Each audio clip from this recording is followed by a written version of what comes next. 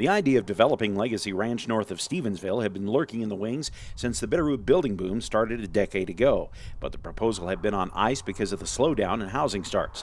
But two things happened in 2013. First, economic conditions improved, so large-scale projects once more had the interest of investors. And second, the decision to scrap subdivision regulations in Ravalli County created an easier path for developers.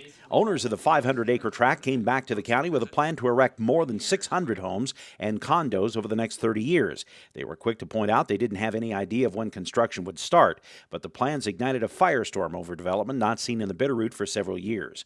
Hundreds of people would turn out for public hearings before the planning board and then county commissioners who listened to well over 20 hours of testimony and deliberation. The planning board recommended approval in the spring, and commissioners would follow suit in early summer. Commissioners noted the developers had met the requirements of state law, and they felt the conditions they'd added addressed people's concerns. I do. I think there's been a lot of deliberation, a lot of public comment. It was all heard, all listened to, all taken into consideration. At the end of the day, we follow the evidence and we come up with a legal conclusion.